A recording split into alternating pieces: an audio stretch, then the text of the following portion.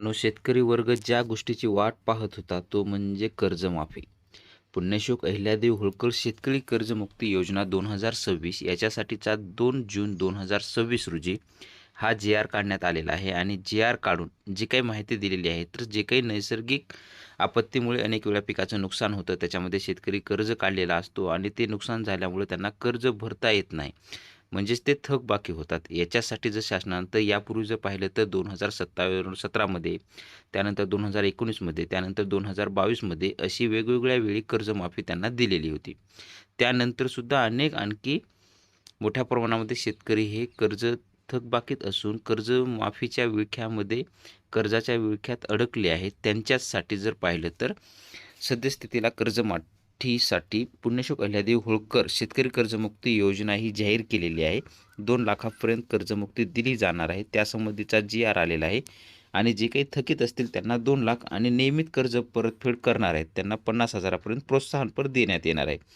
त्या संदर्भातील नेमकं कशा पद्धतीनं दिला जाणार आहे, कोणते शेतकरी पात्र आहेत, नेमकं कोणते निकष आहेत, कोणते अपात्र आहेत, ती सविस्तर माहिती आजच्या व्हिडिओमध्ये आपण पाहणार आहोत. शासन निर्णय जर पाहिलं तर ह्याच्यामध्ये 2 जून 2026 रोजी झालेल्या मंत्रिमंडळ बैठकीमध्ये राज्यातील थकबाकीदार शेतकऱ्यांना कर्जमुक्ती व कर्जाची नियमित परतफेड करणाऱ्या शेतकऱ्यांना प्रोत्साहनपर लाभ देण्याबाबत निर्णय घेण्यात आलेला आहे. त्या संदर्भात जर पाहिलं तर तपशील त्याच्यामध्ये काय दिलेलं आहे, या योजनेचं नाव पुण्यश्लोक अहिल्यादेवी होळकर शेतकरी कर्जमुक्ती योजना 2026 असं ठेवण्यात आलेलं आहे. आता कर्जमाफी कुणाला दिली जाणार आहे? ज्या शेतकऱ्यांनी 1 एप्रिल 2019 ते 31 मार्च 2025 पर्यंत कर्ज घेतलेलं आहे आणि ते थकीत जर पाहिलं तर 31 सप्टेंबर 2025 पर्यंत हे थकीत आहे. परंतु ते अद्यापही म्हणजे 31 मार्च 2026 पर्यंत भरलेलं नसेल. मग ते एका बँकेचं असो किंवा 2 बँकेचं असो, सगळ्या बँकेचं एकत्रित करून त्याचं मुद्दल प्लस व्याज हे जास्तीत जास्त 2 लाखापर्यंत आहे, अशा शेतकऱ्यांची कर्जमाफी त्यांना दिली जाणार आहे.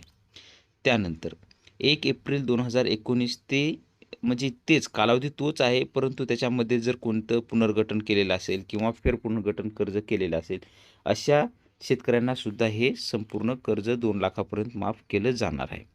त्यानंतर 2000 आपण यापूर्वी पाहिलं होतं की 2017 असेल, 19 असेल किंवा 22 असेल, म्हणजे याच्या अगोदर जे काही कर्ज घेतलेले होते त्यांना कर्जमाफी मिळालेली होती. अशा शेतकऱ्यांनी 1 एप्रिल 2019 ते 31 मार्च 2025 मध्ये परत कर्ज वगैरे उचललेलं असेल, त्याचं पुनर्गठन वगैरे केलेलं असेल, तर असे जे काही शेतकरी असेल, त्या शेतकऱ्यांना त्यांची जर जे काही व्याज आणि मुद्दल हे 50,000 पर्यंत असेल, तर अशा शेतकऱ्यांना 50,000 अधिकतम मर्यादेपर्यंत म्हणजे जास्तीत जास्त 50,000 पर्यंत त्यांना कर्जमुक्ती दिली जाणार आहे. म्हणजेच काय, तर अगोदर घेतलेली कर्जमाफी झालेली असेल त्यांना, तर आता फक्त 50,000 पर्यंत कर्ज असेल तर त्यांना ते मिळणार आहे.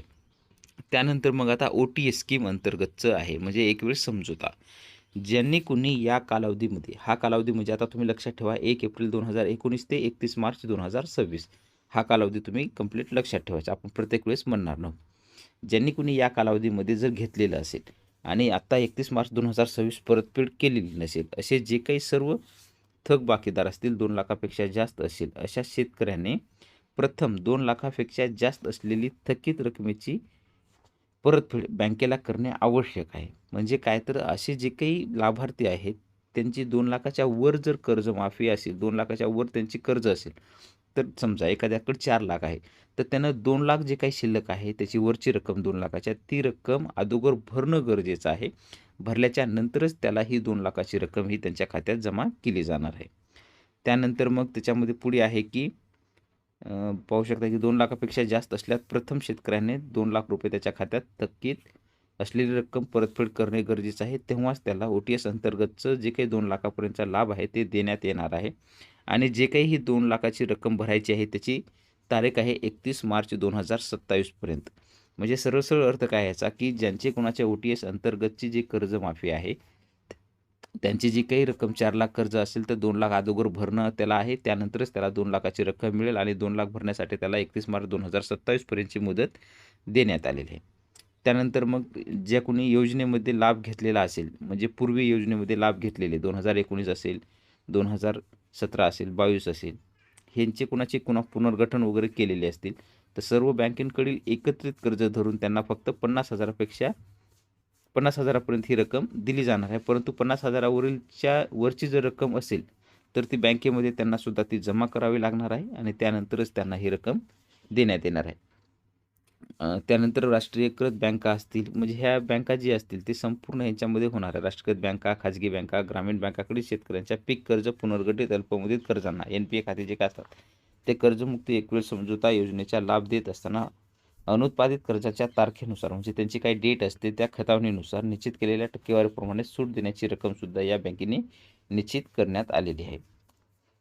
त्यानंतर मग आता हे प्रोत्साहनपर लाभ दिला जाणार आहे. प्रोत्साहनपर लाभ कोणाला देणार आहे? जे काही 2022-23, 23-24 किंवा 24-25 या 3 वर्षापैकी कोणत्याही 2 आर्थिक वर्षांपैकी पिकाची जी काही कर्जाची उचल करून वेळेमध्ये भरलेले आहेत, म्हणजे त्यांचं आर्थिक वर्ष संपल्यानंतर 30 जून पूर्वी किंवा बँकेच्या प्रचलित नियमानुसार विहित वेळेत भरलेले असतील, त्यांनासुद्धा ₹50,000 इतक्या अधिकतम मर्यादेपर्यंत लाभ देण्यात येणार आहे. परंतु जर समजा आता काही अशा पात्र शेतकऱ्यांनी 2025-26 व 26-27 या आर्थिक वर्षामध्ये जर कर्ज उचललेले असेल आणि त्यांची कर्जाची परतफेड जर केलेली नसेल, तर त्यांना ती करणे बंधनकारक आहे. म्हणजे काही जणांनी काय केलं की कर्जमाफी होत आहे, प्रोत्साहनपर येत आहे म्हणून काही जणांनी चालू बाकी कर्जमाफी वगैरे जे आहे नियमित कर्ज परतफेड केले नाहीत, अशांना आता ते करून घेणं गरजेचं आहे. त्यानंतरच त्यांना हे 50,000 मिळणार आहेत. 2023 किंवा 24-25 हे जे काही 2 वर्ष आहेत त्या कालावधीत परतफेड करणं त्यांना गरजेचं असणं आहे. आणि समजा त्या कालावधीमध्ये जर 50,000पेक्षा कमी त्यांचं कर्जच असेल, तर अशांना 2023-24 अथवा 24-25 या आर्थिक वर्षात अल्पमुदत कर्ज समजलं जाऊन त्यांना किमान ₹5,000 हे प्रोत्साहनपर दिलं जाणार आहे. आता समजा कर्जमुक्ती, OTS किंवा प्रोत्साहनपर लाभण्यासाठी काही निकष केलेला आहे. शेतकरी हा वैयक्तिक शेतकरी धरला आहे. कर्जमुक्तीचा लाभ दिलेल्या शेतकऱ्यांना प्रोत्साहन लाभ मिळणार नाही. म्हणजे कर्जमाफी आणि प्रोत्साहन असं दोन्ही एकत्र मिळणार नाही. शेतकऱ्यांनी राष्ट्रीयकृत बँका, खाजगी बँका, प्रादेशिक ग्रामीण बँका किंवा जिल्हा मध्यवर्ती सहकारी बँका कर्जास लागू असणार आहेत. म्हणजे या सर्व बँकेची कर्जमाफी होणार आहे. आणि योजनेच्या निकषानुसार पात्र शेतकऱ्यांना आधार प्रमाणीकरण म्हणजेच eKYC करणं बंधनकारक असणार आहे. त्याची सुविधा सुरू केली जाईल. त्यानंतर त्याने eKYC करून घेणं गरजेचं आहे आणि त्यांचं ॲग्रीस्टॅगवरती रजिस्ट्रेशन असणं गरजेचं आहे. जर तुमचा ॲग्रीस्टॅग काढलेला नसेल अद्यापही, तर लवकरात लवकर तुमचा ॲग्रीस्टॅग काढून घेणं गरजेचं आहे. योजनेचा लाभ मिळवण्यासाठी काही व्यक्ती पात्र नाहीत असं सांगितलेलं आहे. कोण? तर जे काही विद्यमान, भूतपूर्व राज्यमंत्री, विद्यमान जे काही नोकरदार, महानगरपालिका, नगरपालिका पंचायतचे नगरसेवक वगैरे असे हे संपूर्ण पात्र नाहीत.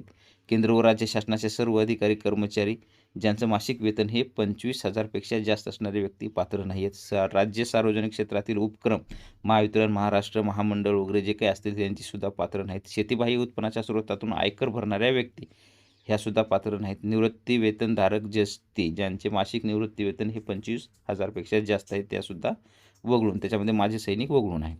तसेच कृषी उत्पन्न बाजार समिती, सहकार साखर कारखाने, सहकारी सूतगिरण्या, नागरी सहकारी बँका, जिल्हा मध्यवर्ती बँका, महाराष्ट्र राज्य सहकारी बँका, सहकारी दूध संघ या संस्थेचे पदाधिकारी, अध्यक्ष, उपाध्यक्ष व संचालक मंडळ, अधिकारी व कर्मचारी ज्यांचे एकत्रित वेतन 25,000पेक्षा जास्त आहेत, अशा पात्र नाही आहेत त्याच्यामध्ये. योजनेची अंमलबजावणी कशी केली जाणार आहे, आता ही संपूर्ण माहिती देण्यात आलेली आहे. याची आपल्याला पाहायची गरज नाही आहे. परंतु आपण इतकंच पाहणार आहोत की आता जे काही आहे ते तुम्हाला कर्ज हे 2 लाखापेक्षा वरचं जर असेल, तर ते अगोदर भरून घेणं गरजेचं आहे. त्यानंतरच तुम्हाला ती कर्जमाफी दिली जाणार आहे. अशा पद्धतीचा हा GR आहे. याच्या पद्धतीची eKYC सुरू करण्यात आली की लगेच तुम्हाला अपडेट दिले जाईल. तोपर्यंत हा GR तुम्ही व्यवस्थित समजून घेण्याचा प्रयत्न करावा. धन्यवाद.